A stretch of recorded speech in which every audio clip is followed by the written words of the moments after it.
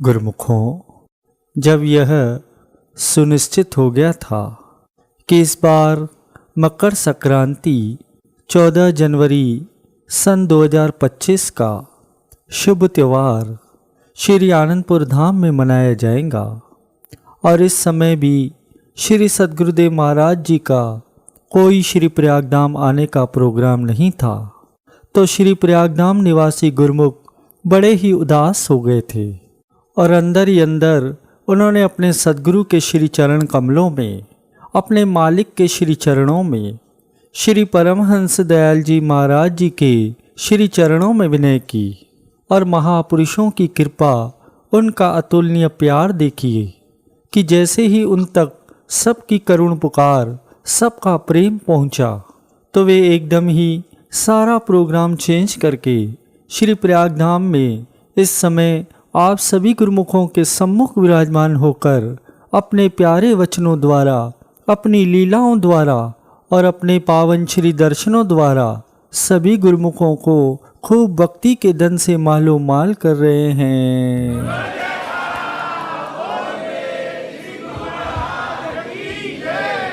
आज भी प्रबंधक जन जब श्री चरणों में मत्था टेकने आए तो उन्होंने श्री चरणों में विनय की कि स्वामी जी, हमें जल्दी जल्दी दर्शन देने की कृपा फरमाया करें। तो श्री प्रभु जी ने अपना अतुलनीय प्यार जतलाते हुए सभी गुरुमुखों की करुण पुकार को सुनकर ही ये वचन फरमाए कि हम तो श्री प्रयागधाम में ही रहते हैं। ये महापुरुषों का वरद ही हैं, जो भी सेवक जब भी उन्हें सच्चे दिल से जहाँ भी याद करता है वे स्वयं ही पहुँचते हैं वहाँ पर।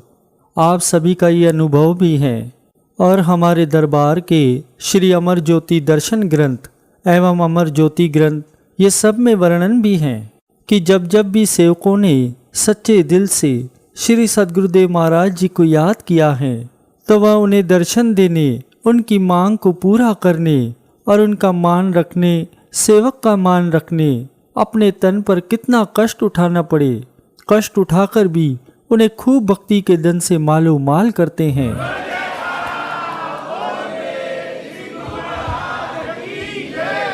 गुरुमुखों, महापुरुषों का इस संसार में आने का केवल और केवल एक ही मकसद होता है कि किस प्रकार जिज्ञासुरु, जो कि यह आत्मा कई जन्मों से उस परमपिता से बिछड़ी होती है, उसे उस परमपिता परमात्मा से मिलाने का कार्य करना और उनकी हर रचना, उनकी हर कार्यवाही, उनकी हर जो भी वचन फरमाए, जो भी वह आज्ञा करें, जो भी वह हुक्म करते हैं, जो भी रचना रचाते हैं, उसमें केवल और केवल सेवक का हित ही भरा होता है और उसमें यह निहित होता है कि उससे ही हमारी आत्मा का कल्याण होगा। इस संसार के अंदर आप देखो कि हर कोई व्यक्ति अपनी समझ, अपनी बुद्धि के अनुसार कार्य करता है। वह जो भी कार्य करता है वह केवल और केवल अपनी समझ और अपनी बुद्धि के अनुसार कार्य करता है और उसका सारा जोर, सारी दिनचर्या 24 घंटे अपनी समझ और बुद्धि के अनुसार ही वह उस कार्य को आगे से आगे बढ़ाने में लगा होता है। परंतु वह सारी की सारी कार्यवाही केवल और केवल इस शरीर के लिए ही होती हैं। आप संसार में देखो कि कितनी वस्तुएं हैं, कहीं भी चले जाओ, बाजार में चले जाओ, कोई भी फील्ड ले लो, कोई भी लाइन ले लो, कोई भी कार्यवाही ले लो, इस संसार की जितनी भी कार्यवाही हैं वे केवल और केवल इस शरीर के लिए ही हैं। लेकिन ये कौन बताता है, ये कौन समझाता है, ये विचार कौन देता है कि ये शरीर किस काम के लिए मिला हुआ है? यह तो केवल और केवल वक्त के महापुरुष ही जीव को समझा सकते हैं, वही बता सकते हैं और इस दुनिया में कोई भी ऐसा नहीं है जो इस बात से अवगत करा सके। महापुरुषों की वाणी भी है कि बई प्राप्त मानो देह हरिया, गोविंद मिलन की तेरी वरिया, अवर काज तेरे कित्थे न काम, मिल साध संगत भज केवल नाम। कि यह जो मानुष जन्म मिला हुआ है केवल और केवल उस परमपिता परमात्मा को, उस कुल मालिक को, उस भगवान को प्राप्त करने के लिए ही मिला हुआ है और यह जो समय मिला है यह दोबारा मिलने वाला नहीं है। और हम सब गुरुमुखों के ऊपर इतनी रहमत है, इतनी कृपा है कि इस घोर कलिकाल के अंदर भी, इस घोर कलयुग में जब परमपिता परमात्मा श्री परमहंस अवतार का रूप लेकर इस धराधाम पर प्रकट हुए हैं और उन्होंने श्री आनंदपुर धाम की, श्री आनंदपुर दरबार की रचना रचाई और हमें उस दरबार में सेवा करने का, अपनी भक्ति करने का, अपने सानिध्य का इतना बड़ा अच्छा मौका दिया है और हमें वह रास्ता दिखाया है। वह रहनुमा हमारे इस तरह बने कि हमें हर कार्रवाई हमारी जो भी है उनकी आज्ञा अनुसार होनी चाहिए और उनकी आज्ञा के अनुसार कार्रवाई करेंगे तभी हम अपने मंजिल मकसूद को प्राप्त कर सकते हैं।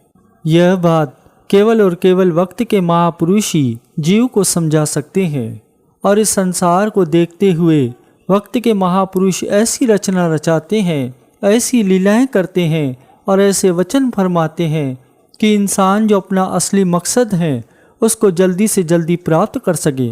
और इसीलिए ही महापुरुषों ने दरबार के 5 नियम बनाए हैं कि खाओ पियो खुशियाँ मनाओ पर बात न भूलो एक, श्री आरती पूजा सेवा सत्संग सिमरन और ध्यान नित्य करो चाहे बाधा पड़े अनेक। ये 5 नियमों की निधि ऐसी बना दी कि जो भी गुरुमुख जन महापुरुषों की आज्ञा के अनुसार इन 5 नियमों की पालना नित्य प्रति पूर्ण श्रद्धा और पूर्ण विश्वास के साथ करता है उसका निश्चय ही कल्याणी कल्याण होता है। और महापुरुषों की संगति में आने से, उनके सानिध्य में आने से इंसान को ऐसे विचार भी मिलते हैं, ऐसी रहनुमाई से ऐसा रास्ता मिलता है कि इंसान अपने भक्ति मार्ग का कार्य भी कर लेता है और संसार के अंदर जो उसकी कार्रवाई होती हैं वह भी सारी पूर्ण होती हैं। इस पर एक कथा भी आती है कि एक राजा था, बड़ा ही प्रभावशाली, उसका बड़ा ही प्रभु से प्रेम भी था, बड़ा प्रभावशाली था और बड़ा ही अच्छा राजा था। एक बार उसको ख्याल आया कि मैं राजमहल में अपना चित्र बनवा कर लगवा लूँ। तो उसने जो है उस राज्य के दूर दूर राज्यों से भी अच्छे से अच्छे, बढ़िया से बढ़िया चित्रकारों को बुलवाया और सबके सामने अपना विचार प्रकट किया कि मैं चाहता हूँ कि मेरा एक चित्र बनाया जाए और वो भी राजमहल में लगाया जाए, शोभायमान हो। अब ये जो राजा की इच्छा सभी चित्रकारों ने सुनी तो एक एक करके हर चित्रकार राजा से क्षमा मांगता गया और मतलब जवाब देता गया कि हमारे बस की ये बात नहीं है। क्यों? क्योंकि वो जो राजा था उसका एक नेत्र नहीं था और एक टांग भी नहीं थी। तो सबको ये भय पड़ गया कि अगर राजा का चित्र बनाएंगे तो ये ऐसे गुस्से में आ जाएगा और क्रोध में आएगा तो हमें जो ये मृत्यु दंड दे देगा। तो इसलिए हर चित्रकार क्षमा मांगता गया और वहाँ से वापस होता गया। और अंत में एक चित्रकार था जिसे वक्त के महापुरुषों की चरण शरण प्राप्त थी, सत्संगति प्राप्त थी, साधु संग में जाता था, सत्संग में तपती जाता था।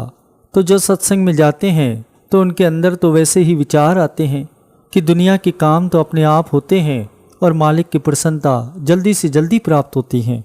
तो उसने राजा को हाँ कर दी कि भाई मैं आपका चित्र बना दूंगा। तो राजा बड़ा खुश हुआ। तो उस चित्रकार ने राजा से कहा कि मुझे 2-3 दिन लगेंगे, मैं आपका चित्र बना दूंगा। तो 2-3 दिन बीत गए, उसने चित्र बनाया और राजा के आगे आग्रह किया कि आपका चित्र तैयार है। तो राजा ने कहा कि आज से 3 दिन बाद राजमहल में चित्र ले आना। तो सभी सभा के जो मंत्रीगण हैं वह भी, और जिन चित्रकारों ने मना किया था, माफ़ी मांगी थी कि हम नहीं बना पाएंगे, उनको भी बुलवा लिया कि 3 दिन के बाद आप सब राजमहल में उपस्थित हो जाएं। वह चित्र बन गया है ताकि सब उस चित्र को देख सकें। तो 3 दिन के बाद जब समय आया तो चित्र राजमहल में पेश हुआ, पर्दे से कपड़े से ढका हुआ था। जब राजा का इशारा हुआ तो उन्होंने वह पर्दा हटाया। तो चित्र कैसे बनाया था उसने? चित्र बनाया था राजा का कि राजा घोड़े के ऊपर बैठा है और तीर कमान हाथ में है और निशाना लगा रहा है और उसकी एक आंख बंद है।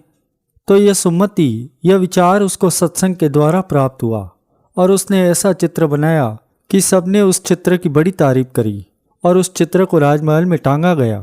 राजा इतना प्रसन्न हुआ कि उसे खूब धन देकर मालो माल कर दिया और उसे बहुत ही मान सम्मान दिया गया। तो गुरुमुखों, महापुरुषों की शरण में आके, उनके सत्संगति में आकर के, सत्संग में आकर के, उनके सानिध्य में आकर इंसान को ऐसा ऐसा विवेक प्राप्त होता है, ऐसे विचार प्राप्त होते हैं कि उसका लोक भी सुखी बन जाता है और परलोक भी सुहेला बन जाता है। और महापुरुषों की प्रसन्नता भी इसी प्रकार से प्राप्त होती है जिस प्रकार से इस समय हमें हमारे श्री सद्गुरुदेव महाराज जी बड़े प्रसन्न होकर अपने कर कमलों द्वारा अपने आशीर्वादों से खूब भक्ति के धन से मालो माल कर रहे हैं।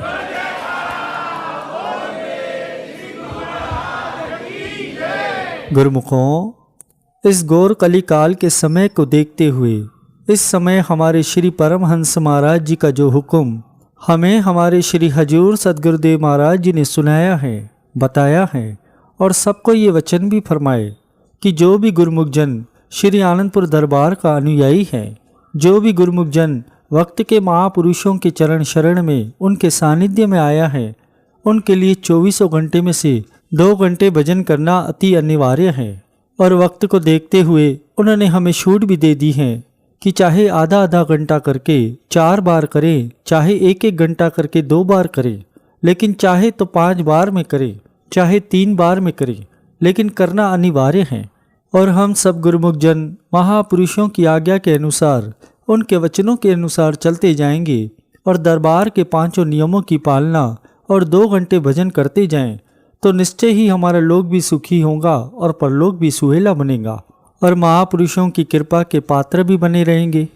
तो गुरुमुखों, महापुरुष हमें समझाते हैं कि हम गुरुमुख जन कितने सौभाग्यशाली हैं। हम अपने अंदर अनुभव करके देख सकते हैं कि स्वयं पार ब्रह्म परमेश्वर ने इस धराधाम पर अवतरित होकर संत रूप में प्रकट होकर के हम गुरुमुखों को अपनी चरण शरण में लेकर के अपना सेवक बनाया और हमें सच्चा साथ मिला। हम गुरुमुख जन कितने भाग्यशाली हैं। संसार के अंदर हर एक के अंदर ये चाहना होती है कि मेरा कोई साथी हो, मेरा मित्र हो, जो मेरी वक्त मुसीबत में मेरी सहायता कर सके, मेरी रक्षा कर सके। हर इंसान अपना मित्र, अपना संबंधी, अपना दोस्त बनाता भी है, लेकिन आपने अनुभव किया होगा, क्या उसके बावजूद भी वो समय पर दुख के समय उसकी सहायता करते हैं, उसकी रक्षा करते हैं? हर इंसान अपने अंदर अनुभव कर सकता है, कोई भी किसी के साथ नहीं रहता। इसलिए महापुरुष कहते भी हैं कि सच्चे साथी जो हैं वो केवल और केवल समय के संत महापुरुष ही हैं, श्री गुरु महाराज जी हैं। आप सुबह शाम श्री आरती पूजा के समय बेनती में भी ये पढ़ते हैं कि तुम बिन कोई मीत नहीं, स्वार्थ का संसार, बिन स्वार्थ सतगुरु करे निशिदिन परोपकार। कि आपके बिना मेरा कोई मीत नहीं है। संसार के अंदर एक संत महापुरुष ही हैं जो निस्वार्थ होकर के इस जीव के साथ रहते हैं, इस जीव की सहायता करते हैं। बाकी तो संसार के जितने भी रिश्ते नाते हैं, जितने भी संबंधी हैं, सब वक्त मुसीबत में इसकी सहायता नहीं करते। कहते हैं जब इंसान के पास सुख के साधन होते हैं, हर तरफ से धन धान्य से भरपूर होता है, तो वह बहुत से रिश्ते संबंधी इसके साथ आ जाते हैं। बल्कि जो रिश्तेदार नहीं भी होते वो भी कोई ना कोई अपना रिश्ता जताते हैं। क्यों? क्योंकि उसके पास संसार के पदार्थों की कोई कमी नहीं होती। लेकिन जब भी मुसीबत की घड़ी आती है तो सभी साथ छोड़ जाते हैं। लेकिन संत महापुरुष ही होते हैं, वो समय से पहले ही इंसान को जगाते हैं, इसका साथ देते हैं। और जब समय पर जब संकट की घड़ी आती है तो भी महापुरुष उसकी सहायता करते हैं। ऐसे ही सत्पुरुष श्री गुरु गोविंद सिंह जी महाराज जी के समय का एक वृतांत है। राजा भीमचंद था, उसका एक मंत्री था देवीचंद। कहते हैं कि एक दिन राजा ने देवीचंद को पास बुलाया कि आप जो हैं गुरु गोविंद सिंह जी महाराज जी के पास जाइए और उनके पास जाकर उनके राज दरबार में जाकर दीवान लगाकर बैठो। उनके वहाँ जाकर ये देखो कि उनके अंदर कितनी ताकत है और उनकी क्या क्या कमजोरी है, क्या ताकत है और क्या कमजोरियाँ हैं। इस सब का जो है आप निर्णय करके सब देख करके हमें आकर बताइए। कुछ समय वहीं रहना। ऐसा इसलिए क्योंकि वहाँ के जो 22 राजा थे उन्होंने आपस में मिलकर के श्री गुरु गोविंद सिंह जी पर हमला करने का विचार किया था, लेकिन डर भी रहे थे कि उनकी कितनी ताकत है। इसके लिए उनका जो खास विश्वासी मंत्री था देवीचंद, उसको उनके पास भेजा। अब जब देवीचंद श्री गुरु गोविंद सिंह जी महाराज जी के पास गया और उनके दर्शन किए, अब गया तो दुश्मनी के हिसाब से था, लेकिन जब उनके दर्शन किए तो वह उनका मुरीद बन गया, उनका सेवक बन गया। क्योंकि महापुरुषों के दर्शनों का प्रताप ही ऐसा है। कोई भी उनके दर्शन करता है, जो भी उनकी चरण शरण में आता है, तो वह अपने आप को भूल जाता है। उसके अंदर से सब ख्वाहिशें खत्म होकर के महापुरुषों का वो सेवक बन जाता है, उनका मुरीद बन जाता है। तो देवी चंद भी जब वहाँ रहा तो वो श्री गुरु महाराज जी के दर्शनों में जाता था। वहाँ वह अपना दीवान सजाकर बैठ जाता और गुरु महाराज जी की जब सब दर्शन करने आते तो वह उनको देखता कि श्री गुरु महाराज जी किस तरह से दर्शन दे रहे हैं, किस तरह के लोगों पर रहमत कर रहे हैं, किस तरह से उनके दुख दूर कर रहे हैं। तो देख देख करके वो भी उनका मुरीद बन गया, उनका खास सेवक बन गया। आखिर में एक समय ऐसा आया जब वह वापस राजमहल में आया तो राजा भीमचंद ने उसको बुला करके, बल्कि वहाँ सभी राजा भी एकत्र थे और सभी ये जानने को उत्सुक थे कि देवीचंद हमें उनकी क्या कमजोरियां बताता है और उनकी क्या ताकत बताता है। अब सभी इकट्ठे होकर उसको सुनने के लिए उसके पास बैठ गए। लेकिन देवीचंद के मुंह से केवल श्री गुरु महाराज जी की तारीफ ही निकल रही थी। वो बार बार यही कहता कि वो तो स्वयं निराकार हैं, निरंकार हैं, स्वयं पार ब्रह्म परमेश्वर हैं, संसार में अवतरित हुए स्वयं भगवान हैं, आप उनसे दुश्मनी मत मोलो। लेकिन राजा भीमचंद जी को बड़ा क्रोध आया तो उसने कहा, राजन आप जो हैं उनके चरणों में चले जाओ। जब आप उनके दर्शन करोगे तो आप अपने आप ही अनुभव करोगे कि वो समय के संत महापुरुष जो हैं वह स्वयं भगवान का रूप हैं, स्वयं पार ब्रह्म परमेश्वर हैं। लेकिन राजा भीमचंद उसकी बातें सुनकर और ज़्यादा क्रोधित हो गया।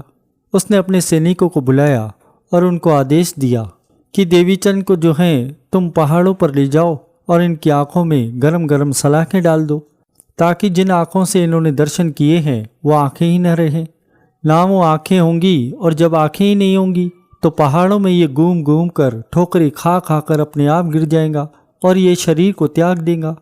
तो सैनिक जो हैं उसको पहाड़ों पर ले गए।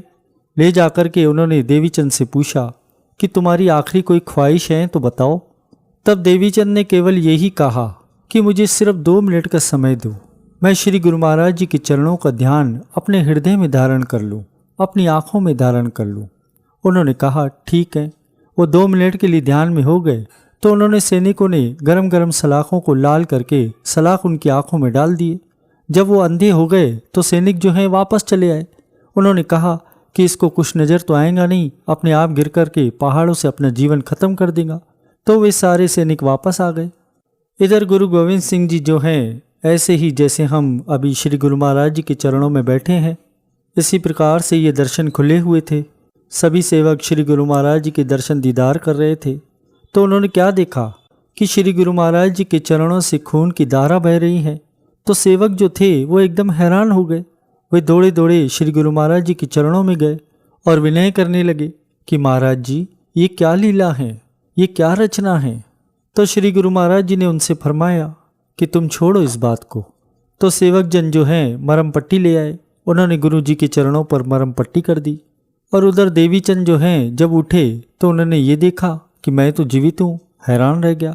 जब उन्होंने अपनी आंखें खोलने की कोशिश की तो उन्होंने सोचा कि मैं तो अब अंधा हो गया हूँगा। लेकिन जब उन्होंने अपनी आंखें खोली तो सब कुछ दिखाई दे रहा था। वो पूर्ण तरह से सुरक्षित थे। अब जब आंखें खोलकर दिखाई दे रहा था तो आराम से नीचे उतरे और सीधा श्री गुरु महाराज जी के दरबार में पहुंचे। गुरु महाराज जी के चरणों में नतमस्तक होकर दंडवत प्रणाम करते हुए जब उन्होंने दंडवत प्रणाम की तो उनका ध्यान सीधा श्री गुरु महाराज जी के चरणों पर गया। अब श्री गुरु महाराज जी के चरणों पर उस समय पट्टी बंधी हुई थी। तो उन्होंने विनय की कि महाराज जी ये क्या हुआ है। श्री गुरु महाराज जी मुस्कुरा दिए, फरमाने लगे कि देवीचंद जब तुम्हारी आंखों में सैनिक लोग गरम गरम सलाख डाल रहे थे, गरम गरम, तो तुमने क्या किया था। उसने कहा महाराज मैंने तो आपका ही ध्यान किया था, आपके श्री चरणों का ध्यान किया था। तब श्री गुरु महाराज जी ने फरमाया जब तुमने आँखों में हमारे चरणों का ध्यान किया तो सलाख जो है सीधा हमारे चरणों में लगी।